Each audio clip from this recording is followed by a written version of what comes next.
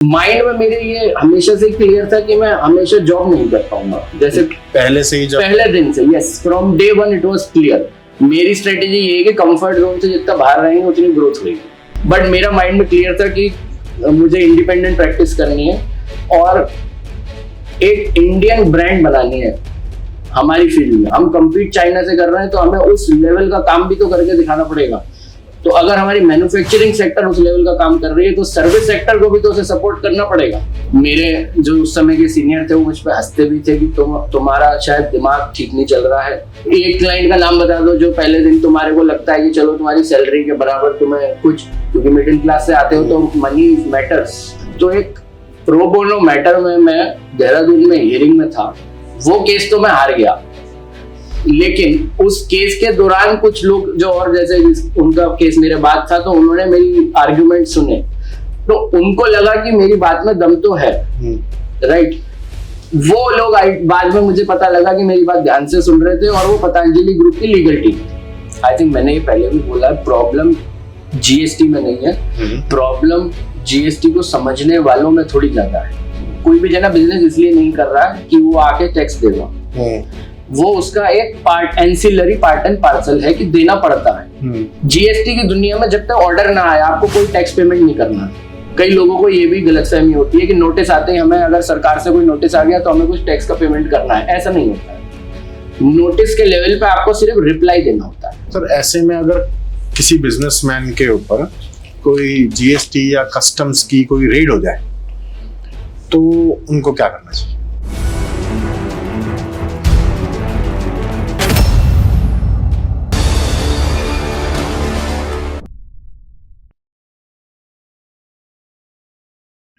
तो ऐश्वर्या जी, शुरुआत करते हैं कि आपकी जर्नी कैसे रही, आप यहां तक कैसे पहुंचे? First of all, good afternoon and thank you for having me today at your podcast. मेरी जर्नी जो रही है हिमांशु जी, वो जो एक नॉर्मल मिडिल क्लास फैमिली से आए हुए किसी व्यक्ति की रहती है, उसमें मेरी जर्नी में कोई डिफरेंस है नहीं। मेरी schooling, I belong to a small town in Uttarakhand, मैं उत्तराखंड से हूँ, नेम्ड काशीपुर। ओके। एक छोटी सिटी है, वहाँ इंडस्ट्रियल बेल्ट है वहाँ पर, तो वहाँ पे इंडस्ट्रीज वगैरह हैं। जो लोग उस बिजनेस से जुड़े हुए हैं वो उसको जानते हैं, but otherwise it's a small town. मैं वहाँ से बिलोंग करता हूँ, एक नॉर्मल मिडिल क्लास फैमिली से बिलोंग करता हूँ। और स्कूलिंग में बोलूँगा मेरी एवरेज रही है, ड्यू टू बहुत सारे रीजंस जो रहते हैं। एक स्ट्रगल के दिनों में आप अच्छा करना चाहते हो तो भी कई बार आपकी लाइफ की सिचुएशन ऐसी होती है कि उस वजह से आप स्कूलिंग को उतना ध्यान नहीं दे पाते और एक्सेट्रा एक्सेट्रा बहुत सारी चीजें होती है। तो एक एवरेज स्कूल स्टूडेंट था मैं। इनफैक्ट उसके साथ मुझे तो ये भी चैलेंज था कि जब हर साल मेरी फाइनल एग्जाम होते थे, तो शायद बहुत लोगों के साथ ये और भी इशू होता होगा, तो आपको अपनी फीस क्लियर करनी होती है स्कूल की सारी, उसके बिना फाइनल एग्जाम में बैठ नहीं सकते।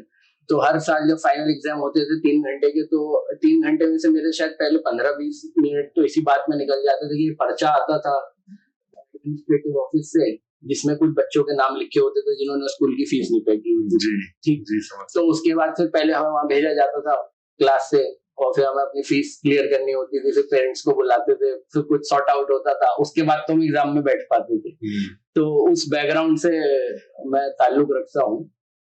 और वहां से फिर जब अपना 12th स्टैंडर्ड क्लियर करने के बाद मैं दिल्ली आया। दिल्ली यूनिवर्सिटी में मैंने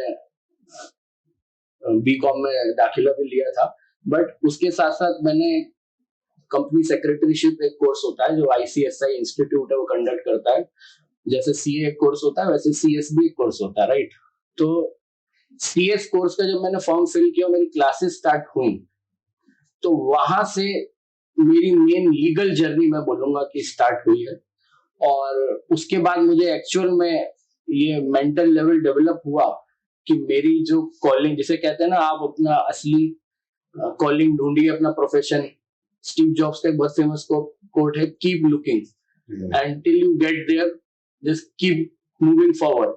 सो whatever you will love, one day you will find it, like तो मुझे अल्टीमेटली लॉ एक ऐसी फील्ड है जो मुझे पता लगा कि मेरा उसमें इंटरेस्ट है, रुचि है, और वहां जाके मैं फिर पहले मैंने सीएस किया, सीएस करते करते फिर मैं लॉ में एंटर किया। मैंने दिल्ली यूनिवर्सिटी का लॉ फैकल्टी का एंट्रेंस एग्जाम दिया और फिर वहां पे मेरा एडमिशन हुआ, और उसके बाद मेरी जर्नी वहां पे स्टार्ट हुई, ये स्टडीज वाला पार्ट। जी।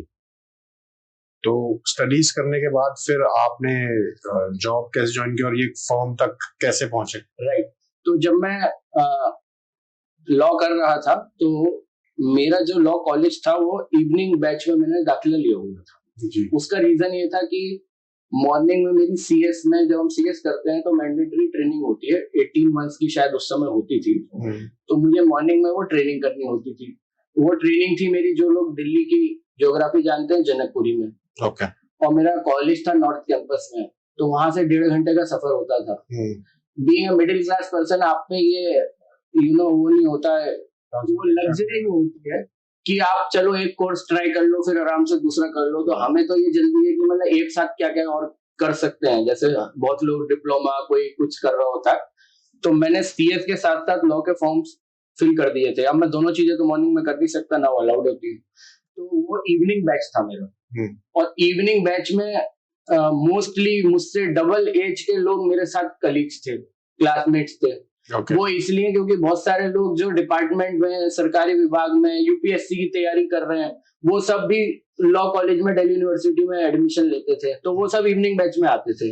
तो वहां मेरे कुछ बहुत अच्छे, बहुत ही कम लोग यंग थे पहली बात तो मेरी उम्र के, उनमें से कुछ लोग थे जो बिग 4 फर्म्स में काम करते थे पहले से ही। Okay. तो मुझे उनके रेफरेंस से, जब मैं लॉ कॉलेज में था तो उन्होंने मुझे रेफर किया कि आप, जब हमारा लॉ एंड हो रहा था, मतलब कि वहां पे वैकेंसी आई हुई है जो यू कैन ट्राई, तो तब मेरे को वहां पे, मैंने डिलॉइट में अप्लाई किया था। इनफैक्ट उससे पहले मैंने अप्लाई किया था एक और बिग 4 फर्म में, और मेरा पहला जो अटेम्प्ट था, या मेरा जो पहला, वो मैं बोलूंगा उसको, जो मैंने इंटरव्यू दिया था वो कॉर्पोरेट लॉ की प्रोफाइल में दिया था, जबकि अब मैं इनडायरेक्ट टैक्स का लॉयर, क्योंकि मैं सीएस, मेरा फर्स्ट प्रोफेशन है, और सीएस में सबसे ज्यादा कॉर्पोरेट लॉ पढ़ाया जाता है।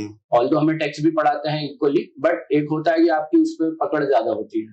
तो मैंने कॉर्पोरेट लॉ पढ़ा था, तो मेरा इंक्लिनेशन भी वो था कि मैं उसकी प्रोफाइल में जाऊं। तो मैंने कॉर्पोरेट लॉ का इंटरव्यू दिया, मतलब मैं एक्सीडेंटल इनडायरेक्ट टैक्स लॉयर हूँ, मैं तो ये बोलता हूँ। तो उसमें जब तक इंटरव्यू हुआ, प्रोसेस हुआ, तब तक वो पोजीशन फुल हो चुकी थी। तो दूसरी पोजीशन जो अवेलेबल थी वो डिलॉइट में थी। इत्तेफाक से उस समय सर्विस टैक्स वगैरह में भी काफी चेंजेस आए थे 2012 में, और ये 2015 की बात है जब मैं डिलॉइट में ज्वाइन किया था। तो सर्विस टैक्स में चेंजेस आए थे, सरकार ने बहुत सारे चेंजेस करे थे, तो उस वजह से बहुत सारे न्यू प्रोफेशनल्स को उसमें भी स्कोप मिल रहा था, वो भी उसमें जा रहे थे।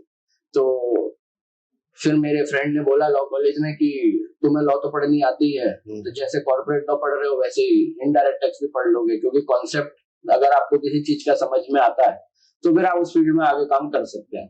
तो मेरा फोकस कॉर्पोरेट लॉ से हटके इनडायरेक्ट टैक्स, जो मेरा करंट फील्ड है, तब आया। मैंने उसका फिर इंटरव्यू दिया, वहां पे गया मैं, और 2 सालों तक मैंने डिलॉइट में जॉब करी। माइंड में मेरे ये हमेशा से क्लियर था कि मैं हमेशा जॉब नहीं कर पाऊंगा, जैसे पहले से ही, जब पहले दिन से, yes, from day 1 it was clear. क्योंकि कुछ लोगों का एटीट्यूड होता है लाइफ में सिंपल एक पर्टिकुलर रास्ते पे चलने का। मेरा लाइफ में एटीट्यूड है कंफर्ट जोन से बाहर चलने का। तो हर किसी की अपनी एक स्ट्रेटेजी हो सकती है लाइफ के लिए। मेरी स्ट्रेटेजी ये है कि कंफर्ट जोन से जितना बाहर रहेंगे उतनी ग्रोथ होगी। कंफर्ट जोन मेरे लिए ये था कि मैंने जहां पे एक बार अच्छी जगह पे जॉब कर ली है, तो मैं हमेशा के लिए वहां पे अच्छे से चलूं और उस पाथ पे ग्रो करूं, और धीरे धीरे प्रमोशन भी होता है, सब कुछ होता है। बट मेरा माइंड में क्लियर था कि मुझे इंडिपेंडेंट प्रैक्टिस करनी है और एक इंडियन ब्रांड बनानी है हमारी फील्ड में, जिसकी कमी है। मैं ये नहीं कहूंगा कि है नहीं, बट कम है। और हमारा 140 करोड़ लोगों का जो कंट्री है, उसमें 2-3 ब्रांड अगर हैं भी तो उससे क्या फर्क पड़ता है। राइट। यहाँ 30-50 होनी चाहिए जैसे चाइना में है। हम कम्पीट चाइना से कर रहे हैं, तो हमें उस लेवल का काम भी तो करके दिखाना पड़ेगा। तो अगर हमारी मैन्युफैक्चरिंग सेक्टर उस लेवल का काम कर रही है, तो सर्विस सेक्टर को भी तो उसे सपोर्ट करना पड़ेगा। अगर किसी देश में इंडस्ट्रीज लगेंगी, बिजनेस ट्रांजैक्शंस ज्यादा होंगी, फॉरेन डायरेक्ट इन्वेस्टमेंट होगी, जो हमारे सरकार का हमेशा एक फोकस रहता है कि जितनी ज्यादा हो उतना देश की ग्रोथ होगी, एक्सपोर्ट होगा, इंपोर्ट होगा, सब होगा। मैनेज करने के लिए प्रोफेशनल्स भी तो चाहिए होते हैं। करेक्ट। वो प्रोफेशनल्स क्यों सिर्फ विदेशी कंपनियों के लिए काम करेंगे? दिमाग में एक थॉट प्रोसेस, आप जब यंग होते हो तो क्रांतिकारी थोड़ा माइंडसेट होता है ना, ज्यादा होता है। हाँ, राइट, ज्यादा होता है, फिर धीरे धीरे आप हम्बल होते जाते हो। जी जी। तो एक वो थॉट प्रोसेस हमेशा से था कि फॉरेन कंपनीज के लिए ही क्यों हम काम करें, क्यों ना हम अपनी ब्रांड बना के आगे बढ़ाएं और वही क्वालिटी दें जो वो देती है। नॉट दैट कि वो क्वालिटी नहीं देते, उनमें वो इशू वो नहीं है, बट इशू माइंडसेट ये था कि अपनी फर्म एक ब्रांड क्रिएट करके क्यों ना हम अच्छी क्वालिटी दें जो इंडियनाइज्ड वर्जन होता है। हमारे देश का तो वैसे भी जो पूरा ज्योग्राफी है और सारी चीजें हैं वो दुनिया से अलग है। हमारे अपने थॉट प्रोसेस हैं, हमारा अपना कल्चर है, तो हमें अपना कल्चर पता है। तो उसके लिए क्यों ना हम अपनी एक सर्विस सेक्टर का जाइंट बनाएं जो उस कल्चर को ध्यान में रखते हुए बेस्ट कंसल्टिंग दे। तो उस एज में वो सारी चीजें तो माइंड में थी, इसलिए मैंने बोला कि डे वन से ये क्लियर था कि हमेशा के लिए जॉब नहीं करनी। तो वहां से वो थॉट प्रोसेस तो क्लियर था ही। फिर मैंने 2015 में ज्वाइन किया था, 2017 में जीएसटी आया था, जुलाई 2017 में, 1 जुलाई 2017 को। तो आई थिंक मैंने अप्रैल में 2017 में वहां पे अपना रेजिग्नेशन दे दिया था और फिर वापस मैं दिल्ली से अपने होम टाउन गया, काशीपुर, जो उत्तराखंड में जगह बताई मैंने जी। मेरे जो उस समय के सीनियर थे वो मुझ पर हंसते भी थे कि तुम्हारा शायद दिमाग ठीक नहीं चल रहा है, दुनिया अपनी छोटी जगह से आती है और एक अच्छी जगह में ड्रीम जॉब करने, तुम वो छोड़ के अब जब प्रमोशन और सब ग्रोथ यहाँ पे होगी, जीएसटी आया है और आने वाले टाइम में इतना कुछ सीखोगे, करोगे, इतने बड़े बड़े यहाँ पे क्लाइंट्स हैं, तुम कहाँ यहाँ पे छोड़ के जा रहे हो और बोल रहे हो कि मुझे वहां पे शहर में जाके अपना काम करना है, अपनी प्रैक्टिस चलानी है। एक क्लाइंट का नाम बता दो जो पहले दिन तुम्हारे को लगता है कि चलो तुम्हारी सैलरी के बराबर तुम्हें कुछ, क्योंकि मिडिल क्लास से आते हो तो मनी मैटर्स, राइट, हर महीने आपको अपना ध्यान रखना है, वो वाली बात है, राइट। तो मेरे पास उस चीज का जवाब नहीं था, लेकिन माइंड में एक होता है ना कि जब आपने सोच लिया होता है तो फिर आप इतने चीजें सोच के आप कुछ अलग काम नहीं कर सकते। फिर या तो बात वही है कि कंफर्ट जोन में नॉर्मल चलो, और अगर उससे बाहर चलना है तो कैलकुलेटेड रिस्क तो लेना पड़ेगा। तो माइंड में यही था कि रिस्क तो लेना है, कैलकुलेटेड। अपने होम टाउन में इसीलिए गया क्योंकि वो कैलकुलेटेड था, वहां पे मुझे पता है इंडस्ट्रीज है, उत्तराखंड में इंडस्ट्रीज हैं, तो मुझे उनका काम मिल सकता है, मैं उनको सपोर्ट कर सकता हूँ। जीएसटी में जो कि आने वाला था, वो क्यों दिल्ली आके इन बड़ी कंपनियों से एडवाइस लेंगे, क्यों नहीं हम वहां जाएं और उनको वही क्वालिटी एडवाइस दे। तो वो सारा थॉट प्रोसेस दिमाग में था, ऑल्दो वो बहुत चैलेंजिंग भी था क्योंकि आप जब एक ब्रांड के पास आते हो तो आप फीस देना चाहते हो, लेकिन एक नॉन ब्रांड से अगर कोई आदमी आके बोले कि आपको वही चीज आपके सिटी में प्रोवाइड कराएंगे, आपके पास प्रोवाइड कराएंगे, तो आपको उस पर डाउट भी होता है, विच इज नेचुरल, क्योंकि पता नहीं कौन सच बोल रहा है, झूठ बोल रहा है, कितना। और वो सारे चैलेंजेस थे। फिर क्लाइंट्स के बहुत चैलेंजेस थे। डे वन पे कोई क्लाइंट ऑब्वियसली नहीं था, लेकिन हाँ फर्स्ट 1 और 2 मंथ्स में मुझे क्लाइंट मिलने भी स्टार्ट हुए, काम भी किया, लोकल इंडस्ट्रियल जो बॉडीज थी उनसे जुड़े, उनके उस समय सेमिनार वगैरह होते थे, वहां जाके अपनी बात रखी, किसी की बात सुनी, फिर अपने आप को इंट्रोड्यूस किया। तो इस वे में धीरे धीरे काम स्टार्ट किया, तो जर्नी मेरी स्टार्ट हुई वापस डेलॉयट छोड़ के जो वापस है। तो ये फर्म आपने अपने होम टाउन में पहले स्टार्ट नहीं, तो जब मैं वहां पे गया तो मैं अकेला था। फिर उसके बाद हमारे उत्तराखंड की कैपिटल है देहरादून, तो वहां पे मैं केसेस, जो बड़े केसेस होते थे उनकी हियरिंग देहरादून में होती थी, ऐसे समझ लीजिए। तो वहां पे जब मैं एक हियरिंग में गया हुआ था, तो एक बार मैं एक प्रो बोनो हियरिंग में गया हुआ था। प्रो बोनो का लीगल भाषा में बोला जाता है, but it means free of cost, आप उसमें फीस नहीं ले रहे हो। तो एक प्रो बोनो मैटर में मैं देहरादून में हियरिंग में था। वो केस तो मैं हार गया, लेकिन उस केस के दौरान कुछ लोग जो और जैसे उनका केस मेरे बाद था, तो उन्होंने मेरी आर्ग्यूमेंट सुने, तो उनको लगा कि मेरी बात में दम तो है, राइट। वो लोग बाद में मुझे पता लगा कि मेरी बात ध्यान से सुन रहे थे, और वो पतंजलि ग्रुप की लीगल टीम थी। ओके। पतंजलि का केस उत्तराखंड में है, उनका भी कुछ केस वहां पर उस समय लगा होगा। तो वहां से उन्होंने वो बात सुनी, फिर उन्होंने वो बात सुन के अपने एक केस के बारे में बाद में मुझे कांटेक्ट किया और मेरी राय मांगी। तो उस पे मैंने बोला कि आपको इस पे टैक्स नहीं पे करना चाहिए। आई थिंक कुछ 3 या 4 करोड़ का उस समय इशू था। तो उन्होंने बोला कि इस पे टैक्स पे करना है कि नहीं। मैंने बोला नहीं करना चाहिए, आप ये हाई कोर्ट से जीत जाएंगे। उनको किसी एक प्रोफेशनल ने राय दे रखी थी मुझसे बहुत सीनियर, कि ये केस लड़ने लायक नहीं है, इसको पे करके आप क्लोज करें। तो बट मेरा कॉन्फिडेंस देख के उन्होंने सोचा लेट अस ट्राई, क्या नुकसान है, अल्टीमेटली पे तो करना ही है। तो शायद यही सोच के उन्होंने वो केस दिया मुझे, और वो केस हाई कोर्ट से जीता। Very nice. तो वहां मुझे बोलेंगे कि देहरादून में जाके पहले ब्रेक थ्रू मिला। उसके बाद धीरे धीरे, अच्छा तो उस समय तो क्या होता था, मेरी एक टीम है वहां पे जो जूनियर्स है, लेकिन जब स्टार्टिंग में आपको भी पता होगा, जो भी अपना प्रैक्टिस या बिजनेस स्टेब्लिश करता है तो वो सब कुछ खुद ही होता है, वही एचआर होता है, वही एडमिन भी होता है, वही एक्चुअल प्रोफेशनल भी वही है। तो सारी हेड्स आप पहनते हो, right, as a startup. I agree, right. तो उस समय तो मैं सारी हेड्स पहनता था। फिर एक केस के बाद पतंजलि की एक कंपनी से पतंजलि ग्रुप के और केस मिलने लगे। फिर खाली उत्तराखंड के ही नहीं, जब आप रिजल्ट ला के देते हो तो लोग आपको पहचानते, तो उत्तराखंड के बाहर के स्टेट्स के केस मिलने लगे। अब चैलेंज ये है कि मेरे होम टाउन में तो कोई एयरपोर्ट है नहीं, तो मुझे एयरपोर्ट फिर दिल्ली से आके फ्लाइट लेनी होती थी। तो एक केस लड़ने अगर मुझे सपोज हैदराबाद जाना है तो 3 दिन लगते थे उस समय। एक दिन पहले आप अर्ली मॉर्निंग आओ, फ्लाइट लो, जाओ, फिर अगले दिन लेट नाइट आओ, फिर उसके अगले दिन अपने होम टाउन वापस पहुंचो। तो एक वीक के 3 दिन ऐसे चले जाते थे। तो ये एक चैलेंज था। दूसरा, अगर आपको एक ब्रांड और टीम बनानी है, जैसा मैंने बोला, तो उसके लिए आपको चाहिए अच्छे रिसोर्सेज, नॉलेजेबल पीपल। और नॉलेजेबल पीपल के साथ क्या है, वो लोग भी किसी ना किसी, कई बार छोटी होम सिटी से ही होते हैं, लेकिन वो अल्टीमेटली मेट्रोज में शिफ्ट कर गए होते हैं। अगर आपको एक नॉलेजेबल रिसोर्स की टीम बनानी है तो वो आपके होम टाउन में, आपके आसपास आके काम नहीं करेंगे। उसके लिए आपको उनकी सिटी में जाके अपना डेवलपमेंट करना पड़ेगा।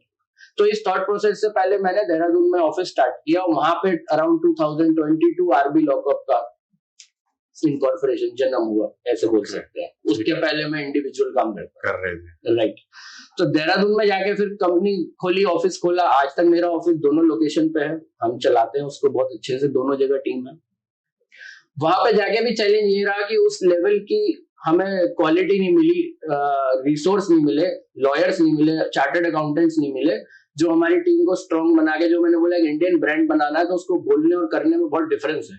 करने के लिए आपको उस लेवल की अपनी ब्रांड, अपनी टीम भी बनानी पड़ेगी जो उस क्वालिटी की सर्विस क्लाइंट को दे। तभी कोई बड़े उसको कंपनी को छोड़ के आपसे सर्विस लेगा, क्योंकि पहली चीज हमारी फील्ड में है नॉलेज।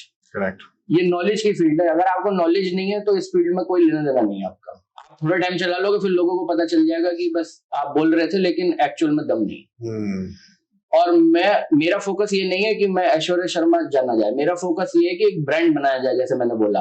वरना हमारी लीगल फील्ड में इंडिविजुअल प्रैक्टिस तो आप अपने नाम से भी कर लेते हो और उतना भी सफिशिएंट है, बट अल्टीमेटली फिर माइंडसेट वही है ना, कंफर्ट जोन में रहना नहीं। तो अगला कंफर्ट जोन ये छोड़ना था। जी। तो फिर ये डिसाइड किया कि अब अल्टीमेटली बेस बनाना पड़ेगा दिल्ली या मुंबई, क्योंकि वहां पे जो बेस्ट लॉयर्स होते हैं, बेस्ट प्रोफेशनल्स होते हैं, आपको मिलेंगे जो आपकी टीम का पार्ट बनना चाहेंगे। राइट। तो वहां से फिर डिसाइड किया कि दिल्ली में बेस बनाना। तो फिर दिल्ली में डिसाइड ये हुआ कि नोएडा में लोकेशन पे, तो हमने पहले सेक्टर 16 में स्टार्ट किया था, वो पुरानी बिल्डिंग ही पास में ही है, तो उसमें हमने शेयर्ड स्पेस में मैंने स्टार्ट किया था। तो मेरे पास एक चेयर ली थी मैंने। आज तो मेरी अपने ऑफिस है 5000 स्क्वायर फीट में, लेकिन तब एक चेयर से हमने स्टार्ट किया था। 2022 में देहरादून में विद इन 6 मंथ्स यहाँ पे आ गए थे। तो जब लिंक्डइन पे वैकेंसी डालता था, आप भी डालते होंगे कभी अपनी टीम के लिए, तो खुद ही मैं पोस्ट करता था, क्योंकि मैं ही एचआर था, मैं ही वो था, इंटरव्यूअर भी मैं ही लेता था सब कुछ। तो एक बायोडेटा भी नहीं आता था, क्योंकि उस समय कोई जानता तो था नहीं आपको स्टार्टिंग में। तो हमने यहाँ पे चेयर तो ले ली, लेकिन उस पर बैठने के लिए कोई एक हमें एडवोकेट भी नहीं मिलता था, एक सीए भी नहीं मिलता था जो हमारी टीम को ज्वाइन करना चाहे, क्योंकि कोई क्यों अपनी एक ब्रांडेड कंपनी को छोड़ के मेरे पास आएगा। तो ये चैलेंज बहुत फेस किया, बहुत मुश्किल से कुछ बायोडेटा आए, कई महीने बाद एक आया। अब तो ये होता है कि हमारी एचआर बताती है कि सर सुबह डालते तो शाम तक 200 आ जाते हैं, मतलब उसको स्क्रीन करने में इशू होता है। लेकिन 4 साल पहले की बात बता रहा हूँ कि हमारे को 3 महीने में एक बायोडेटा नहीं आता था किसी का, उस लेवल का जो हम चाह रहे। राइट। तो बहुत मुश्किल से हमने स्क्रीनिंग करके एक हमने हायरिंग करी, उससे शेयर्ड स्पेस से फिर अल्टीमेटली 5 चेयर्स ली वहां पे। उन 5 में मैं भी वहीं बैठता था और मेरी टीम भी वहीं बैठ रही है। 1-1.5 साल हमने ऐसे काम किया, बट अल्टीमेटली थॉट प्रोसेस होता है कि ब्रांड बनाना है तो एक अच्छा ऑफिस तो आपको अपनी टीम को देना पड़ेगा ना, उसके बिना काम नहीं चल सकता। तो फिर वहां से डिसाइड किया और अब हम सेक्टर 18 में एक अच्छी जगह पे बैठे हैं। जिसमें बैठ के आज ये पॉडकास्ट चल रहा है। तो ये यहाँ पे हम अराउंड 6 महीने पहले फाइनली शिफ्ट हुए हैं। तो ये जर्नी रही है, जो बीच में बहुत सारी चीजें और हुई हैं जो अभी ध्यान नहीं आ रही होंगी, लेकिन हर स्टेप पे जब आप एक स्टार्टअप स्टार्ट करते हो तो जो लोग सुन रहे होंगे, जो जिनका खुद का कुछ स्टार्टअप होगा, उन्हें वो पॉइंट समझ में आएगा कि हर लेवल पे पेन लेना पड़ता है, या ऐसे पेन आते हैं जो नॉर्मल आप जब एम्प्लॉय होते हो, आप जब कहीं जॉब कर रहे होते हो तो आपको पता भी नहीं है कि वो चीज में कोई इशू भी है, लेकिन एज अ स्टार्टअप ओनर आपको पता होता है कि हर चीज एक इशू हो सकती है। हर चीज एक इशू है, बिल्कुल। तो स्टार्टअप ओनर तो कुछ नहीं पता कि कौन से दिन किस समय कौन सी प्रॉब्लम आने वाली है। Right, every day is a new problem और a new challenge that we have to face. बिल्कुल। तो वो प्रॉब्लम तो आती रहती है, बीच में ऐसी बहुत सारी चीजें होती रही। कभी स्पेस नहीं मिलती थी, कभी कोई कहता था अभी आपकी कंपनी का तो वही बैकग्राउंड नहीं है ज्यादा पुराना, तो वो ऑफिस रेंट पे नहीं देते थे, ये भी इशू आया। तो बहुत सारे इश्यूज आए, बट धीरे धीरे हम आगे बढ़ के यहाँ तक पहुंचे हैं।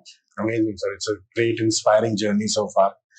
तो इसमें अगला सवाल मेरे दिमाग में ये आता है कि लीडरशिप का बहुत इंपॉर्टेंट रोल रहा इस पूरी जर्नी में, आपकी अंडरस्टैंडिंग के पॉइंट में भी। तो what is the unique approach that you use in leadership? मेरी लीडरशिप में अप्रोच ये रहती है कि आपको इन्वेस्ट करना पड़ेगा अच्छे, जैसे मैंने बोला, रिसोर्सेज पे और टेक्नोलॉजी पे। अगर आज की दुनिया में आप सोचें कि आप कोई सर्विस सेक्टर में बढ़िया काम करेंगे या मैन्युफैक्चरिंग में भी, और विदाउट टेक्नोलॉजी या without the support of team कर लेंगे, नहीं हो पाएगा। तो मेरा लीडरशिप का थॉट प्रोसेस यही है कि invest in people, invest in best technology जो आपकी फील्ड की हो और आप उसको अफोर्ड कर सकते हो। नहीं कर सकते हो तो भी कोशिश करो कि पहले उस पर इन्वेस्टमेंट करी जाए, बाकी सारी चीजें बाद में हो सकती है। ये थॉट प्रोसेस है, क्योंकि ब्रांड बनने के लिए एक, जैसे कि हमारे आजकल तो आत्मनिर्भर भारत का खूब सपोर्ट सरकार भी करती है, लेकिन आपको अगर उसका पार्ट बनना है तो अपने आप की क्वालिटी तो बेस्ट करनी पड़ेगी, तभी आपकी सर्विस या गुड्स कोई जना खरीदेगा। और एस्टेब्लिश्ड जो मार्केट में पहले से है उसकी जगह आपको वो ट्राई करना चाहेगा एटलीस्ट।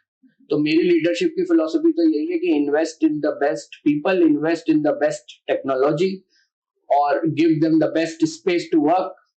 जैसे हमारे ऑफिस में हमने ट्राई किया है कि पेंट्री भी है, लंच भी है, सब कुछ है यहाँ पे। जो हमारे साथ टीम का पार्ट है उसको उसका टेंशन नहीं लेनी, उसको सिर्फ टेंशन ये लेनी है कि मुझे अपनी नॉलेज की स्किल को कैसे बेटर करना है। उसको ये टेंशन नहीं है कि मुझे ऑफिस में खाना मिलेगा कि नहीं मिलेगा। तो ये सारी चीजें as a leader I will say कि बहुत इंपॉर्टेंट है। So the person, the employee can completely focus on the work. Right. काम पे उसका ध्यान रहे, बाकी चीजों की चिंता, बाकी सपोर्ट आपको देनी पड़ेगी, एक ऐसा इकोसिस्टम बनाना पड़ेगा। राइट।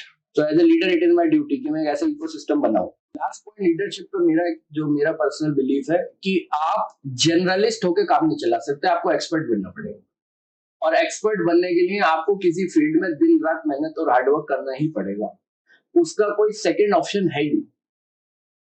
बहुत सारे लोग क्या होते हैं लीगल फील्ड में, जैसे मैं तो लीगल फील्ड से आता हूँ, जर्नलिस्ट, मतलब आप हमारे यहाँ सिविल एरियाज की लिटिगेशन भी कर सकते हैं, क्रिमिनल भी कर सकते हैं, फैमिली के डिस्प्यूट भी देख सकते हैं। एज अ लॉयर मैंने भी सब पढ़े हैं लॉ कॉलेज में, बट मेरा थॉट प्रोसेस ये है कि आपको एक्सपर्ट बन के ही लीडर बन सकते हो। जर्नलिस्ट बन के कि मुझे सब आता है, आप लीडर नहीं बन सकते। आप एक बेसिक अंडरस्टैंडिंग हो सकती है और होनी भी चाहिए, लेकिन अगर एक लीडर बनना है और एक बड़ा फर्म डेवलप करनी है, एक ब्रांडेड वे में काम करना है, तो हर ब्रांड आप देखेंगे वो कुछ पर्टिकुलर एरियाज में प्रैक्टिस करती है। हर कोई सारे एरिया में कभी प्रैक्टिस नहीं करता। कुछ लोग सिर्फ ईडी के केसों में स्पेशलिस्ट होते हैं, कुछ लोग सिर्फ टैक्सेशन में ही होते हैं, कुछ लोग सिर्फ संवैधानिक एंगल से ही चीजों को, कॉन्स्टिट्यूशनल लॉ को ही पढ़ते हैं। तो इसलिए मेरा एज अ लीडर ये मानना है कि आपको एक्सपर्ट होना पड़ेगा, और हम जीएसटी के इसलिए एक्सपर्ट है। जीएसटी और आईबीसी दो चीजें हैं, इंसॉल्वेंसी जो हम देखते हैं, उसके अलावा अभी हम और किसी चीज पे एरिया पे फोकस नहीं रखते। तो पॉइंट बिंग के जब लॉ पढ़ते हैं तो सब सारे लॉस पढ़ते हैं। जब आप प्रैक्टिस करने जाते हो तो इनिशियली आप मल्टीपल चीजों के अंदर प्रैक्टिस कर सकते हो, पर once you practice those thing तो इवेंचुअली आपको अपनी एक चीज को फेवरेट पकड़ के, ये मेरा ज्यादा इंटरेस्ट है, उसको फोकस करके आगे बढ़े। But and this would be applicable even in terms of job as well sir. Yes, even in job आप जब अपने एरिया में एक्सपर्ट बनते हो तो जो आपको ग्रोथ मिलेगी वो जर्नलिस्ट बन के नहीं मिलेगी। तो बुफे नहीं लगाना है, अला कार्टे ऑर्डर करके 1-2 डिश खानी है। Got it. ये फिलॉसफी है। Got it, sir. Got it. Buffet वाली फिलॉसफी से काम नहीं चलेगा। ठीक है सर। तो जीएसटी टैक्सेशन लैंडस्केप में सबसे बड़े चैलेंजेस क्या देखने को मिलते हैं? आई थिंक मैंने ये पहले भी बोला, प्रॉब्लम जीएसटी में नहीं है, प्रॉब्लम जीएसटी को समझने वालों में थोड़ी ज्यादा है। देखिए, एक बिजनेसमैन का काम तो बिजनेस करना होता है, उसका काम ये नहीं है कि वो कोई भी जना बिजनेस इसलिए नहीं कर रहा है कि वो आके टैक्स देगा, वो उसका एक part, ancillary part and parcel है कि देना पड़ता है, और वो उस चेन का पार्ट होता है। मैं थोड़ा सा टेक्निकल जाऊंगा। 2 तरीके के टैक्स होते हैं, इनडायरेक्ट टैक्स और डायरेक्ट टैक्स। डायरेक्ट टैक्स वो होता है जो हम सब अपनी इनकम पे देते हैं, आप भी इनकम टैक्स देते होंगे, मैं भी इनकम टैक्स देता हूँ, वो डायरेक्ट टैक्स होता है, उसका एग्जांपल है। इनडायरेक्ट टैक्स वो होता है जो देते तो हम और आप हैं, लेकिन अपनी पॉकेट से नहीं देते हैं, सामने वाले से लेके देते हैं, क्योंकि हम उस चेन का पार्ट हैं। इनडायरेक्ट टैक्स होता है हमेशा कंज्यूमर पे, जो अल्टीमेट कंज्यूमर होता है उसको देना है। लेकिन फॉर एग्जांपल अगर पार्ले जी है या कोई भी बिस्किट है, गवर्नमेंट को टैक्स लेना है बिस्किट पे, और जिसने अल्टीमेटली चाय के साथ खाया उससे लेना है। बट वो लोग हैं 150 करोड़ इस देश में, तो गवर्नमेंट 150 करोड़ लोगों से टैक्स घर घर जाके नहीं ले सकती।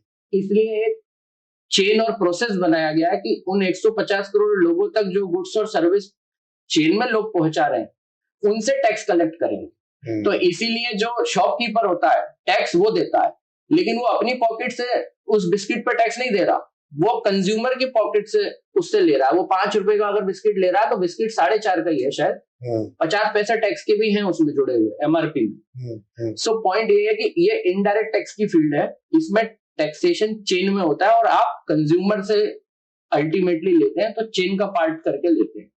तो इशू जीएसटी में नहीं है, मेरा कहना ये था। जीएसटी तक बहुत सरल प्रणाली बनाई है। आपको शायद आपके ऑडियंस की बेनिफिट के लिए मैं थोड़ा सा बैकग्राउंड बता दूं। 2017 से पहले सपोज अगर मैं एक फैक्ट्री ओनर हूं, मैन्युफैक्चरर हूं, तो मुझे 3 या 4 अलग अलग टैक्सेशन लॉ से डील करना पड़ता था। ओके। सपोज मैं मैन्युफैक्चर करता हूं, मान लीजिए गारमेंट, मैं शर्ट बनाता हूं, तो मैं अगर मैन्युफैक्चर करूंगा तो उस पर एक टैक्स देता था, उसको बोलता था एक्साइज ड्यूटी। वो एक अलग डिपार्टमेंट होता था, मुझे उसमें मंथली अपना काम करके रिटर्न फाइल करना होता है, जो सरकार को हम डॉक्यूमेंट फाइल करते हैं उसे रिटर्न बोलते हैं टैक्सेशन की दुनिया में। तो मैं एक्साइज का रिटर्न फाइल करूंगा और एक्साइज का पेमेंट करूंगा। अगर मैं उसके बाद उसको सेल कर रहा हूं तो दूसरा टैक्स मुझे देना होता था सेल्स टैक्स या वैट। तो दूसरा कंप्लायंस मेरा वो होता था उस जमाने में बिफोर जीएसटी कि मैं वैट पे करूंगा, वैट का रिटर्न अलग फाइल करूंगा, एक्साइज का अलग करूंगा, वैट का पेमेंट अलग करूंगा। सपोज अगर मैं गारमेंट पे थोड़ी सी कुछ सर्विसेज दे रहा हूँ, राइट, सपोज मैं उसको सुंदर बना रहा हूँ और मेरे पास कुछ कारीगर हैं जो उस पर कारीगरी करेंगे, तो अब जब वो कारीगरी करेंगे और अगर मैं उसकी कंप्लायंस भी करूंगा तो वो मुझे सर्विस दे रहे हैं, तो यहाँ पे सर्विस टैक्स लग जाता था उसी एक चीज पे। एक शर्ट बनाने पे अब मुझे सर्विस टैक्स का कंप्लायंस भी करना है, या मैं एसी मैन्युफैक्चर कर रहा हूँ और आपको एएमसी दे रहा हूँ जिसको मंथली मेंटेनेंस बोलते हैं, एनुअल मेंटेनेंस। तो एक बार मैंने आपको एसी बेच दिया तो बेचते समय मैंने एक्साइज ड्यूटी दी, वैट दिया, उसके बाद जब मेंटेनेंस करी तो फिर सर्विस चार्ज लिया आपसे, उस पर सर्विस टैक्स दिया।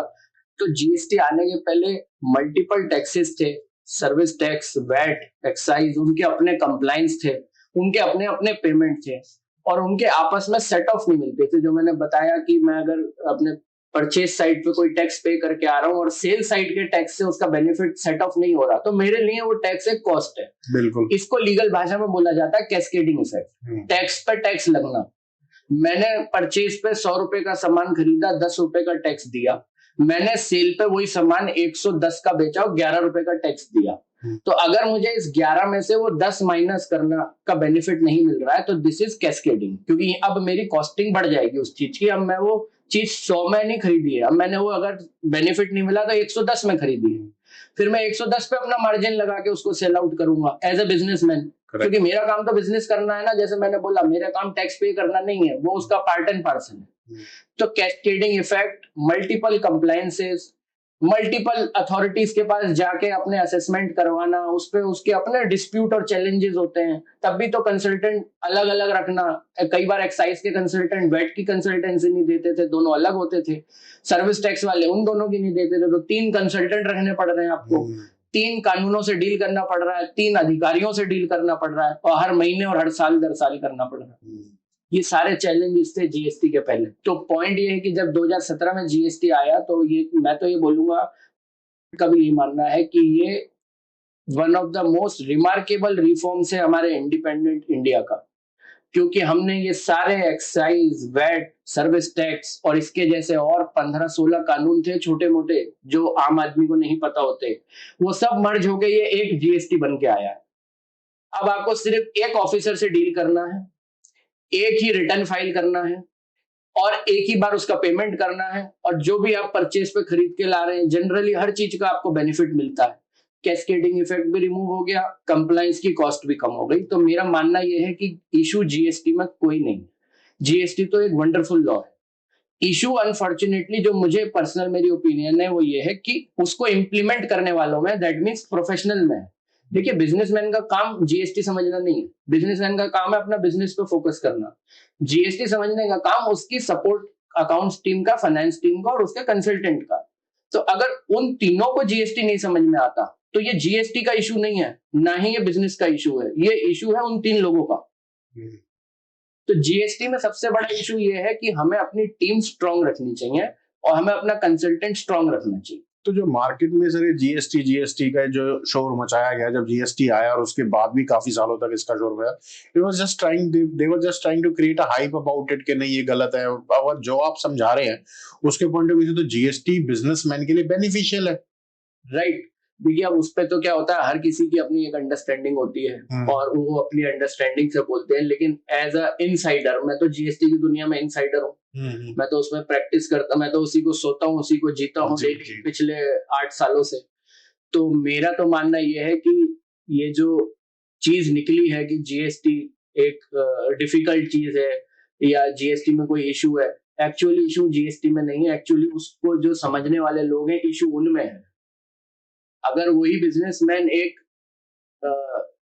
जीएसटी के ज्ञानी प्रोफेशनल के पास जाके एडवाइस लेते तो शायद उनकी जो इशू है जीएसटी को लेके वो तभी क्लियर हो गए होते जब जीएसटी आया था, रादर देन ये एक पूरी वो जो हमें टाइम लगा उससे निकलने में स्टार्टिंग के ईयर्स में कि जीएसटी टफ है, जीएसटी से कंप्लायंस बढ़ गया है। मैंने अभी आपको एग्जांपल दिया कि इससे कंप्लायंस कितना कम हुआ है, कितना कम रिड्यूस हो गया। अगर सोचिए आपको एक ऑफिसर के पास जाके आपके 5 काम होते हैं, कंप्लायंस वो ज्यादा है, या 5 ऑफिसरों के पास जाके आपके 5 काम होते थे, कंप्लायंस वो ज्यादा है। सही बात है सर। अब जब स्क्रूटिनी और ऑडिट्स बहुत ज्यादा बढ़ गए हैं, और तो बिजनेसेस को अपने डे टू डे कंप्लायंस में क्या एक्स्ट्रा केयर या क्या एक्स्ट्रा ध्यान कुछ रखना चाहिए? राइट, मैं इसका आंसर पिछले वाले क्वेश्चन और आंसर से जुड़ा हुआ है। जीएसटी एक पूरी तरीके से इलेक्ट्रॉनिक टैक्सेशन प्रणाली है, यहाँ पे मैनुअली कुछ नहीं होता जी। तो जो लोग पहले मैनुअल उस पर डिपेंड करते थे, मेरा उनको स्पेशली ये सजेशन है कि आपको अपना पोर्टल मिनिमम देखना तो आना चाहिए। जैसे आपको मिनिमम फोन चलाना तो आता है ना, आज के टाइम में कोई ये तो नहीं कह सकता ना कि उसे व्हाट्सएप चलाना नहीं आता, वो तो सबको आता है और उसका तो लिटरेसी रेशियो से भी कोई लेना देना नहीं है, वो तो आपकी एक नॉर्मल अंडरस्टैंडिंग होती है एज ए ह्यूमन बीइंग। तो जीएसटी सिस्टम की भी एक हमें बेसिक अंडरस्टैंडिंग खुद रखनी चाहिए। बहुत सारे केसों में क्या होता है कि आपके पास एक नोटिस आया हुआ है, आपको पता ही नहीं लगा, फिर वो आगे बढ़ता चला जाता है क्योंकि वो ऑनलाइन हो रहा है सारा काम और आपने ऑनलाइन देखा नहीं या आपके प्रोफेशनल ने आपको टाइमली गाइड नहीं किया, तो चीजें खराब हो जाती हैं। फिर हमें लगता है जीएसटी तो बड़ा खराब टैक्स है, इसकी वजह से तो मेरी लायबिलिटी बढ़ गई। अगर आप टाइमली एक्शन लें और एक बेसिक अंडरस्टैंडिंग रखें चीजों की, तो जीएसटी से सिंपल कोई टैक्स है नहीं। ठीक है, तो मतलब बेसिक बंदा याद है कि जब वो अपना कोई बिजनेसमैन है या छोटा बिजनेसमैन है, एक स्मॉल स्केल पे काम कर रहा है, ऑपरेट कर रहा है, और वो अपने सीए के पास जा रहा है, उसके ऊपर डिपेंडेंट है। अब सीए ने उन पे ध्यान नहीं दिया, उन चीजों पे ध्यान नहीं दिया, आपने खुद भी ध्यान नहीं दिया, अब वो प्रॉब्लम हो गई, तो सीए भी एक्सेप्ट नहीं करेगा कि उसका फॉल्ट है। राइट, वो तो कहेगा सर आपने नहीं बताया, आपने नहीं देखा, अरे ये तो ऐसे ही करते हैं, और he blame the third party, and easiest to blame is the third party is not in the room. Absolutely, क्योंकि वो तो अपने आप को डिफेंस करने आ नहीं सकता। बिल्कुल, ये ऐसे ही जैसे आप डॉक्टर के पास गए, एक पर्चा लिखवा के लाए, उन्होंने आपका एक बनाया कि ये दवाई खानी है और साथ में ये प्रिकॉशन लेने हैं। तो अब आप ये नहीं कह सकते कि डॉक्टर साहब आपको फोन करके बताना था मुझे हर रोज की प्रिकॉशन लेने वो तो आपको लेने हैं ना। तो ऐसे ही जीएसटी है, अगर आप एक बिजनेस उसमें है फील्ड में और आप अपना डे टू डे बिजनेस कर रहे हैं, रोज कर रहे हैं, तो कभी कभी जीएसटी पोर्टल को देखने में क्या नुकसान है। वैसे भी तो हम सोशल मीडिया इतना चलाते हैं, तो उसमें से अगर 10 मिनट निकाल के एक बार लॉग इन करके हम अपना पोर्टल देख लें तो बहुत सारी समस्या हमारी वैसे ही सॉल्व हो जाए, जो बाद में जाके बड़ी बन जाती है। राइट, तो ये तो वैसे भी हम बिजनेस में बहुत सारी ऐप यूज करते हैं। राइट, बहुत सारी एप्लीकेशंस होती है डिफरेंट चीजों के लिए जो हम यूज करते हैं, it would be similar to that, at least उसको देख के समझ तो सकता है। बहुत इजी इंटरफेस है, आपको लॉगिन करना है, यूजर नेम पासवर्ड डाल के, और आपके उस पे वो पेज पे चला जाता है, और उसके बाद वहीं पे आपको सारी इन्फॉर्मेशन दिखती है कि आपको कोई नोटिस तो नहीं आया हुआ है जिसका रिप्लाई करना है, कोई ऑर्डर तो नहीं आया हुआ है जिसके अगेंस्ट आपकी अपील फाइल करनी हो, या कोई और तरीके का लेटर तो नहीं आया सरकार से जिसका आपको रिप्लाई फाइल करना हो with in a time limit. वो देखना बहुत जरूरी है। तो ये सारी चीजें, क्योंकि अब स्क्रूटनी, ऑडिट, सब चीजें स्टार्ट हो गई हैं और सब पोर्टल के थ्रू होती हैं, जीएसटी पोर्टल के थ्रू। तो मेरा सजेशन यही है कि हर बिजनेस ओनर को या तो उनकी टीम में, अगर वो एक अच्छे बड़ी टीम के साथ काम कर रहे हैं तो उन्होंने सफिशिएंट मैन पावर रखी होगी और वो उस पोर्टल को चेक करते होंगे। अगर वो एक बड़ी टीम के साथ काम नहीं भी कर रहे, नॉर्मल है, तो इतनी बेसिक ज्ञान रखें कि वो पोर्टल लॉगिन कैसे होता है, उसका यूजर नेम पासवर्ड क्या है, और उस पर जाके वो at least once a week 2 minute का समय अगर बिता लें तो उनकी बहुत सारी समस्याएं खत्म हो जाए। सर इसी चीज का कोई एग्जांपल आपको अगर ध्यान आ रहा हो तो, और फॉलोइंग दैट कि आपने उस केस में जैसे कोई छोटी सी मिस्टेक बहुत बड़ी मिस्टेक बन गई हो, छोटी सी भूल या कोई इग्नोरेंस बहुत बड़ी मिस्टेक बन गई हो, और उसमें आप किस तरीके से फिर हेल्प इन कर सकते हैं या करा हो आपने, कोई एग्जांपल? इसमें जैसे मैंने बताया क्या होता है, देखिए जीएसटी में सारे नोटिस, सारे ऑर्डर्स ऑनलाइन आते हैं, और जीएसटी लॉ में, कानून में ये प्रावधान है कि अगर कोई आपको नोटिस आया है तो टाइम बाउंड मैनर में नॉर्मली 30 डेज 1 मंथ का टाइम मिलता है आपको रिप्लाई देना। जी। होता क्या है, जब आप पोर्टल चेक नहीं करते, तो ये मैं बता रहा हूँ कि छोटी चीज बड़ी कैसे बनती है। बहुत कॉमन एक मैं एग्जांपल दूंगा, मार्च के महीने का। मार्च के महीने में हम सब क्लोजिंग होती है, परचेज करते हैं। जीएसटी में प्रावधान ये है कि जो आप परचेज करते हैं उसका बेनिफिट तब मिलेगा जब आपके पास वो सामान, वो गुड्स भी उसी महीने रिसीव हो गए। ऐसा एक प्रावधान है सेक्शन 16 में। मार्च 30 को, 31 को, सपोज मैं एक नॉर्मल बिजनेसमैन हूं, मैं ट्रेडर हूं, मैंने सपोज 31 मार्च को कुछ सामान खरीदा जिसको लोडिंग अनलोडिंग होके ट्रांसपोर्टेशन के थ्रू आके मेरे पास तक आने में 3 दिन लगते हैं। तो 31 मार्च को जो चीज खरीदी वो 2 अप्रैल को मेरे पास पहुंचेगी, राइट। अब जीएसटी का प्रावधान ये बोलता है कि ये माल का जो आपको बेनिफिट मिलेगा जीएसटी का, वो तब मिलेगा, जैसा कि मैंने बोला, जब आपके सामान एक्चुअल में आ चुका है। अब मेरे यहाँ सामान आया अप्रैल के महीने में, लेकिन मैंने परचेजिंग करी थी मार्च के महीने। इसकी वजह से क्या हुआ, फाइनेंशियल ईयर चेंज हो गया। जो आपके ऑडियंस की बेनिफिट के लिए फाइनेंशियल ईयर इंडिया में 1 अप्रैल से 31 मार्च होता है, राइट। और जीएसटी का कानून चलता है फाइनेंशियल ईयर वाइज, मतलब यहाँ जो ऑडिट, असेसमेंट, नोटिस, जो भी चीजें होती हैं वो फाइनेंशियल ईयर वाइज होती हैं, वो कैलेंडर ईयर वाइज नहीं होती, 1 जनवरी से 31 दिसंबर के अकॉर्डिंग नहीं होती। तो मेरा फाइनेंशियल ईयर चेंज हो गया। अब जब मेरा ऑडिट असेसमेंट होता है ऑनलाइन, और आजकल क्या है, जितने जीएसटी में नोटिस आते हैं मैक्सिमम आते हैं ऑनलाइन, और वो भी एआई की मदद से, क्योंकि सारी रिपोर्टिंग मैंने बताया ऑनलाइन पोर्टल पे हो रही है। सरकार के पास आपका सारा डेटा वही है, उन्हें आपसे पूछने की जरूरत नहीं है, उन्हें ऑलरेडी दिख रहा है। उसके बेसिस पे ही वो अपने नोटिस और वो बनाते हैं, आपसे जो क्वेरीज पूछनी होती है। तो पोर्टल में एक मिसमैच होता है, ये बड़ा कॉमन इशू है जीएसटी में, कि आपने क्रेडिट लिया अगले साल लेकिन परचेज थी पिछले साल की। ये सबसे कॉमन इशू है जीएसटी लॉ में। इस पे बहुत सारे नोटिस आते हैं और लोग उसको इनिशियली अगर ढंग से हैंडल नहीं करें तो वही चीज बड़ी कैसे बनती है मैं बता रहा हूँ।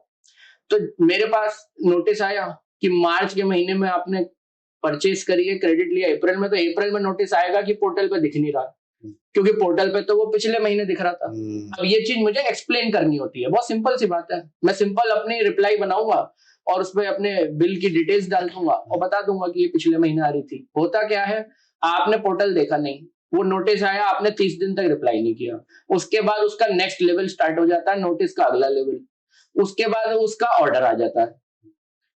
जीएसटी की दुनिया में जब तक ऑर्डर ना आया आपको कोई टैक्स पेमेंट नहीं करना है। कई लोगों को ये भी गलतफहमी होती है कि नोटिस आते ही हमें, अगर सरकार से कोई नोटिस आ गया तो हमें कुछ टैक्स का पेमेंट करना है। ऐसा नहीं होता है। नोटिस के लेवल पे आपको सिर्फ रिप्लाई देना होता है, पेमेंट आपको करना होता है जब आपके अगेंस्ट कोई ऑर्डर आता है। दोनों चीजों में फर्क होता है। और ऑर्डर हमेशा आता है आपकी बात सुनने के बाद। तो आपको ऑफिसर पूरा अपॉर्चुनिटी देते हैं, इनफैक्ट 3 बार तक देते हैं कि आप आए और अपनी बात को एक्सप्लेन करें। जब आप 3 बार भी एक्सप्लेन नहीं कर पा रहे हैं अगर, या आप आ नहीं रहे हैं, आपका कंसल्टेंट नहीं जा रहे हैं, जो भी रीजन है, तो आपके अगेंस्ट ऑर्डर आएगा। तो नोटिस आया, मैंने रिप्लाई नहीं करा, 30 दिन निकल गए। उसके बाद सेकंड आया, मैंने वो भी रिप्लाई नहीं करा। उसके बाद मुझे 3 बार हियरिंग आई। अच्छा, ये सब हो रहा पोर्टल पे, आप देख नहीं रहे और आपको लग रहा है कि मेरे अगेंस्ट कुछ नहीं है। अचानक से ऑर्डर आ गया, ऑर्डर भी नहीं देखा। ऑर्डर के बाद होती है अपील। वहां पे आपको पहली बार 10% पेमेंट करना होता है अगर आपको अपील फाइल करनी है। उसका टाइम लिमिट भी जीएसटी के कानून में दे रखा है, 107 एक सेक्शन है उसमें, कि आपको 3 महीने में नॉर्मली अपील करनी है। 1 मंथ का एक्स्ट्रा टाइम मिलता है मैक्सिमम, तो 4 महीने। सपोज आपने 6 महीने तक पोर्टल नहीं देखा और ये सारी कार्यवाही पोर्टल पे चल रही है, एज पर लॉ चल रही है, ना तो किसी जीएसटी कानून की गलती है ना किसी ऑफिसर की गलती है। गलती आपकी थी, आपके कंसल्टेंट की थी, जिन्होंने 6 महीने तक पोर्टल नहीं देखा। अब जब आपको पता लगा कब, जब सरकार से एक चिट्ठी आती है अब मैनुअली कि जो 6 महीने पहले आपका ऑर्डर और वो सब आया था, अब वो आपको पे करना है और उस पर इंटरेस्ट और पेनल्टी और लगेगी, तो आपकी उसको बोलते हैं रिकवरी। तो आपको पता लगता है रिकवरी की स्टेज पे, तब तक टाइम निकल जाता है कानून में। तो देखिए, कानून में एक फिलोसफी बोली जाती है, law only protects the diligent not the ignorant. मतलब कानून उसकी प्रोटेक्शन करता है जो अपने हितों का ढंग से ख्याल रखता है। जो अपने हितों को लेकर सोता रहता है, कानून उसकी प्रोटेक्शन नहीं करता है। ये ऐसे ही है कि आपकी कोई जमीन है, आप 10 सालों से उसे क्या भूले हुए हैं, वहां पे किसी और ने घर बना लिया, तो क्या आप देखने नहीं जाते? क्या आप देखने जाते हैं ना? अगर कोई प्लॉट होता है तो इनफैक्ट अब तो छोटे बच्चों को भी पता होता है, वो भी अपने पापा के साथ जाते हैं कि वहां पे एक प्लॉट ऑफ लैंड पड़ा हुआ है, चलो उसको 1 महीने में एक बार देख के आ जाएंगे, किसी ने कब्जा तो नहीं कर लिया, किसी ने वहां पे कोई बाउंड्री तो नहीं कर दी, कोई डिस्प्यूट तो नहीं हो गया। देखते हैं ना हम वैसे ही। तो ये बिल्कुल वैसे ही है। तो फिलोसफी लॉ की सेम है हर जगह। तो कानून आपकी मदद तभी करता है जब आप भी अपने हितों का ध्यान रखते हैं टाइमली। अब अपने हितों को लेकर अगर आप सोएंगे तो कानून आपकी मदद नहीं कर पाए। तो अब जब वो टाइम निकल गया और आपकी रिकवरी हुई, तो आप अपने प्रोफेशनल कंसल्टेंट्स आपके पास जाएंगे, तब वो आपको बताएगा कि इसका तो टाइम निकल गया। तो उसकी केस में क्या है, फिर अब उसकी अपील नहीं हो सकती, रिप्लाई नहीं हो सकता। अब हाईकोर्ट के अलावा कोई ऑप्शन नहीं बचता है। और हाईकोर्ट जाना हर किसी के लिए इजी नहीं होता। एक तो वो कॉस्टली है, वो दूसरा वहां टाइम टेकिंग है, और तीसरा वहां पे भी ऐसे इजी वे में इन चीजों का समस्या का समाधान नहीं मिलता है। क्योंकि कोर्ट भी आपकी मदद तभी कर सकता है ना जब आपने टाइमली एक्शन लिया हो। तो वो भी यही बोलेंगे, ऐसे तो कोई जन अपना पोर्टल ही ना देखे, सब जने 6-6 महीने बाद कोर्ट जाएंगे, तो कोर्ट पे तो वैसे ही इतना काम है हमारे देश में। तो ये एक छोटा सा एग्जाम्पल है कि अगर आपने पहले दिन ही वो नोटिस देख लिया होता तो आपको यहाँ हाई कोर्ट तक का दरवाजा देखने की जरूरत नहीं पड़ती। इसलिए आपको जीएसटी में ऑनलाइन प्रणाली होने की वजह से अपने राइट्स का, अपने चीजों का पता होना बहुत जरूरी है। अपना पोर्टल रेगुलर चेक करते रहें और एक अच्छे कंसल्टेंट को ही रखें जो आपकी हेल्प करे रादर देन आपका काम बढ़ाए। क्योंकि पेमेंट तो अल्टीमेटली बिजनेसमैन को करना, कॉस्टिंग तो आपकी बढ़ेगी। राइट। पर ऐसे में अगर किसी बिजनेसमैन के ऊपर कोई जीएसटी या कस्टम्स की कोई रेड हो जाए तो उनको क्या करना चाहिए? इसके 2 पार्ट हैं। रेड एक्चुअली जिसको हम नॉर्मली रेड बोलते हैं, वो एक बहुत सीरियस इशू होता है। जीएसटी में पहले मैं बता दूं आपको कि डायरेक्ट रेड कभी नहीं होती। बहुत सारे अलग अलग टाइप के नोटिस का प्रावधान है, जैसे ऑडिट का, जैसे असेसमेंट का, जैसे सम्मन आ सकता है उसका रिप्लाई देने का, जैसे कोई नॉर्मल लेटर आ सकता है आपको, उसके थ्रू डिपार्टमेंट आपकी क्वेरी पूछ सकता है और आप रिप्लाई दे सकते हैं। इन सब का लास्ट स्टेप जनरली होता है रेड, जिसको लॉ में बोलते हैं सर्च एंड सीजर। रेड अगर किसी के यहाँ होती है तो 2-3 चीजें हैं। एक तो वो सीरियस इशू है, मतलब ये पिक्चरों की तरह नहीं होता कि वहां पहुंच के ढूंढ रहे हैं कि क्या चीज मिलेगी या नहीं मिलेगी, ऐसा नहीं होता एक्चुअल में। रेड होने का मतलब ये है कि जो ऑफिसर आपके यहाँ आए हैं उनके पास सिग्निफिकेंट कॉन्क्रीट इंफॉर्मेशन है कि आपके यहाँ कोई लीगल टैक्स का इवेजन हुआ है। अदरवाइज क्या होता है, वो सीनियर ऑफिसर से परमिशन लेके आते हैं, कोई भी lower officer junior officer direct आपके आगे रेड नहीं कर सकता, उसका लॉ में प्रावधान एडिक्वेट प्रावधान करे हुए हैं। उसका सेक्शन है 67, उसमें लिखा हुआ है कि रेड सर्च सीजर कब हो सकता है, जब तक उसकी कंडीशन सेटिस्फाई नहीं होगी तब तक आपके यहाँ कोई रेड नहीं कर सकता। और उसकी कंडीशन सेटिस्फाई होंगे, सीनियर लेवल पे कमिश्नरेट लेवल में ऑफिसर्स देखते हैं कि हो रही है कि नहीं, उन पे बकायदा उसकी एक चेन होती है इंफॉर्मेशन की। तो बिना इंफॉर्मेशन या बिना गलती के कभी भी रेड ऐसी नहीं हो सकती। ये पिक्चर में तो हो सकती है लेकिन एक्चुअल उसमें कभी भी नहीं होती है। एक्चुअल उसमें उसका मतलब है कि बहुत सीरियस मैटर है जिसका रेड करे बिना सोल्यूशन मिलेगा ही नहीं सरकार को, क्योंकि उनको आपके यहाँ आके ही वो इंफॉर्मेशन मिलेगी। कोई टैक्स की चोरी एक्चुअल में कर रहा हो तो उसको वहां जाके रेड में रंगे हाथों जिसको पकड़ना कहते हैं, तो वो काम वहीं जाके हो सकता है। तो रेड एक तो लास्ट स्टेप होता है। दूसरा, कई बार हो सकता है कि दो व्यूज हो, इंटरप्रिटेशन का इशू हो, तो रेड उस वजह से भी हो जाए।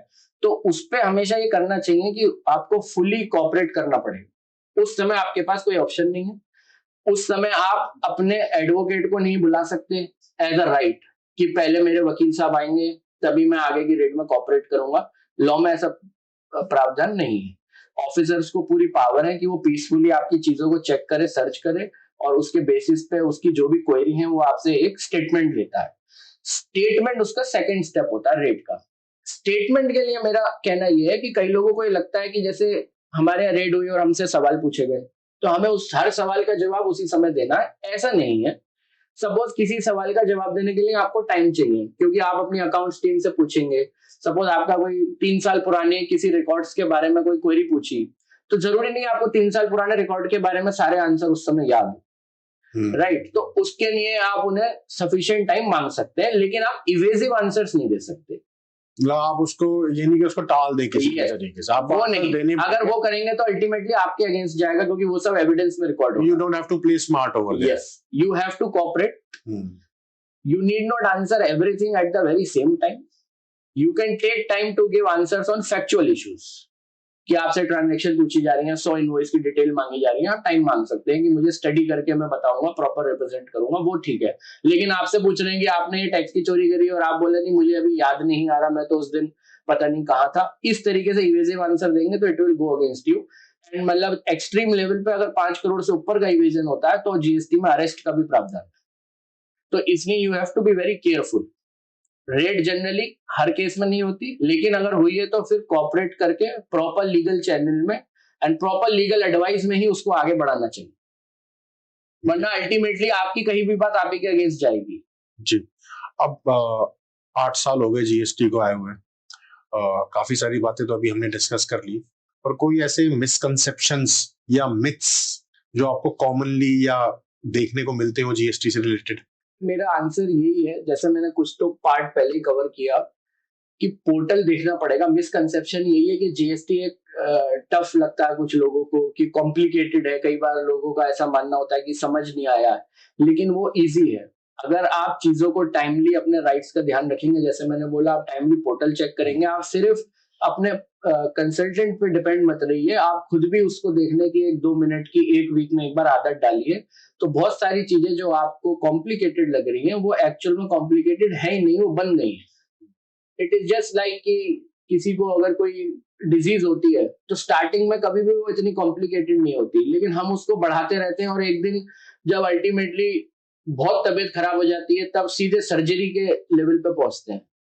तो ये वैसे ही अगर मैं उस तरीके से कंपेयर करूं तो जब पहली बार खांसी जुकाम हुआ है तो तब दवाई लेके और एक लाइफस्टाइल चेंज करना is better. Proactive thinking is better rather than reactive, कि जब वो हो जाए और आपकी सर्जरी प्रिस्क्राइब हो जाए तब आप सोचेंगे ये तो गलत हो गया पिछले 5 सालों में। तो जीएसटी को लेके मिथ यही है कि वो हार्ड या टफ है, लेकिन वो है नहीं। वो जो इम्प्लीमेंट आप जिसके भरोसे कर रहे हैं उन पे भी थोड़ा सा चेक्स एंड बैलेंस रखें, ये मेरी सलाह है। तो मिथ जीएसटी में नहीं है, मिथ उसको इम्प्लीमेंटेशन में है, मेरा पॉइंट ये है। और एप्लीकेशन में कि precaution is better than cure. Right, उसमें आपको करना पड़ेगा। अब आप एआई के जमाने में ये नहीं कह सकते कि मैं पोर्टल चेक नहीं करूंगा, उतना पेन तो आपको लेना पड़ेगा। आपका ही बिजनेस है अल्टीमेटली, आपकी पॉकेट से कल को पेनल्टी और ब्याज जाएगा, कौन बिजनेसमैन देना चाहता है interest and penalty, right? You have to take that much pain. Got it. तो ऐश्वर्या शर्मा जी को क्या इंस्पायर करता है इस काम को कंटिन्यू करते रहने के लिए? Like I said, मेरा स्कूलिंग में I was an average student due to many reasons, but मेरी लाइफ चेंज हुई जब मैं लीगल फील्ड में आया और मैंने CS की क्लासेस ली। उस समय जो टीचर मुझे मिले वो एक्चुअल में one of the best in India, गुरु जिनको बोलते हैं, उस लेवल की नॉलेज, वहां से मेरी लाइफ चेंज हुई और मुझे ये समझ आया कि लॉ मेरा पैशन है। सो ये काम करना, एक फर्म बनाना, ब्रांड बना के चलना is not a job for me, it is my passion. जैसे आज सुबह भी मैं आया हूं तो मैं अपने सुबह वाले केस लॉ पढ़ के आपके पास आज यहाँ पे बैठ के पॉडकास्ट कर रहा हूँ। अगर मैं कहीं ट्रैवल कर रहा होता हूँ तो मैं ऐसा नहीं करता हूँ कि अब 5 दिन अगर मैं तो हमारी फील्ड में ट्रैवलिंग बहुत है, आपकी भी पॉडकास्ट में बहुत ट्रैवलिंग होती होगी, तो यू नो बेट, जो उस फील्ड में उन्हें पता होता है कि कई बार एक महीने में 4 बार ट्रैवल कर रहे हैं तो 12-15 दिन तो बाहर हो जाते हैं। बट वो 12-15 दिन में हमारी फील्ड में क्या होता है, डेली केसेस होते हैं जो रिपोर्ट होते हैं अलग अलग ऑनलाइन प्लेटफॉर्म्स पे, जिसका हम सब्सक्रिप्शन लेते हैं। अब वो आपके ऊपर है कि आप उसको पढ़ने का टाइम कब निकाल पाएंगे। अगर आप उसको डेली नहीं पढ़ेंगे तो टाइम निकल जाएगा और वो केस तो होते जा रहे हैं और उसी केस से नॉलेज बन रही है। तो ये मेरे लिए पैशन है, it is not a work from me. अगर मैं उसे जॉब या वर्क समझ के करूंगा तो फिर मैं 9 to 5 देखूंगा और 5 जैसे ही बजेंगे मुझे भी अपने घर जाना है और मुझे भी सोशलाइज करना अच्छा लगेगा, लेकिन आपको वो सब तो सेक्रीफाइस करना पड़ेगा। तो law is a passion for me, it is not my job और वर्क।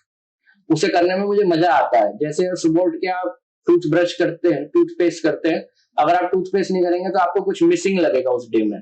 तो जिस दिन मैं अगर अपने केस लॉ ना पढूं, जिस दिन मैं अपना लीगल फील्ड से रिलेटेड कुछ इंटरेस्टिंग चीज ना काम ना करूं, मेरे को वो दिन अधूरा लगता है। सो इसके लिए मतलब मुझे मोटिवेशन बाहर से नहीं चाहिए, वो इनबिल्ट है thankfully, since it is my passion. So my suggestion is, आप जिस भी फील्ड में हो, जब तक आपको अपना पैशन ना मिल जाए, कीप फाइंडिंग इट। जैसे मैंने शुरू में बोला था, स्टीव जॉब्स ने बोला था, कीप लुकिंग, डोंट सेटल। अगर आप आज किसी ऐसी जगह पर हैं जहां पे आपको लग रहा है कि मेरा पैशन नहीं है लेकिन मुझे करना पड़ रहा है ड्यू टू वेरियस रीजंस, तो ठीक है, but you move on in life, don't settle there. और कंफर्ट जोन में कभी ना जाए, nothing grows in comfort zone. Absolutely agreed on that point. It's a barren land, don't stay there. It is comfortable, but don't stay there. That is the suggestion. Agreed to you on that completely. Sir, to move towards the final part of the conversation, जो हमारे viewers होंगे, आप उनको क्या message? They can be business owners, they can be future law aspirants or the law people who are currently working in law or GST or other aspects of life as well. So what is the message that you want to give to them? इसके आपने 3-4 अलग अलग पहलू जोड़े। तो पहली बात तो बिजनेसमैन के लिए जी, बिजनेसमैन के लिए मेरा सजेशन ये है, keep a good professional, don't go for cheap. अगर आप क्वालिटी नहीं लेंगे तो अल्टीमेटली नुकसान आपके बिजनेस का होगा। और लॉ की फील्ड में it is all about knowledge, everybody knows, सबको पता है, और नॉलेज आती है हार्डवर्क से। और जो हार्डवर्क करके नॉलेज लेके एक लेवल पे बैठा होगा वो चीप तो नहीं होगा। तो पॉइंट इज कि अगर आप सस्ता ढूंढेंगे तो नुकसान आपके बिजनेस का होगा। You should higher a good professional, ये तो बिजनेसमैन के लिए एडवाइस। एंड सेकेंडली, जिनके पास टीम नहीं है, बिजनेसमैन जो खुद चलाते हैं, उनके लिए सबसे इंपॉर्टेंट एडवाइस जो ऑलरेडी दे चुका हूं, पोर्टल देखते रहें। पोर्टल पे ही सब कुछ होता है, जीएसटी डिफिकल्ट नहीं है। पोर्टल ना चेक करने की वजह से डिफिकल्टीज ज्यादा बढ़ जाती हैं, अच्छा कंसल्टेंट ना रखने की वजह से डिफिकल्टीज ज्यादा बढ़ जाती है। तो ये बिजनेसमैन के लिए एडवाइस है। For law students and for youngsters, if I can reach here, you can also reach here. The only path is hard work, I will say. In our field, become an expert in one field. That is my suggestion. Don't become a journalist. Find your field. Within law also, find which subject you find most interesting and do your research on that and become an expert in that. मतलब आपके subject पे ये होना चाहिए कि आपने अगर कुछ बोल दिया तो वो फाइनल है, उसमें फिर कोई इफ एंड बट नहीं होना चाहिए। मैं फिर से, मैंने पहले भी बोला है कि if you can not explain something easily to another person in simple words, then it only means you don't know it yourself. अगर आप अपने सब्जेक्ट पे सामने वाले को समझा नहीं पा रहे हैं तो दिक्कत सब्जेक्ट में नहीं है, दिक्कत आपकी अंडरस्टैंडिंग में है और आपकी अंडरस्टैंडिंग में कमी है. So become an expert. Hard work के अलावा कोई इस फील्ड में देयर इज नो शॉर्टकट. इस फील्ड में क्या, लाइफ में किसी भी फील्ड में देयर इज नो शॉर्टकट. वो शॉर्टकट सुनने में अच्छे लगते हैं. Smart work is different. Do smart work. But shortcut and smart work, there is a difference. So thank you so much for your time today. It's been a wonderful conversation, and I hope the audience has also enjoyed this particular conversation. आपको बहुत सारी GST से related बातें समझ में आई होंगी तो please video को लाइक करें, शेयर करें, और जिनको इस चीज की जरूरत हो, इस नॉलेज की जरूरत हो, उनके साथ में शेयर करना बिल्कुल भी ना भूलें. Thank you so much for watching, and thank you so much, Ishwar.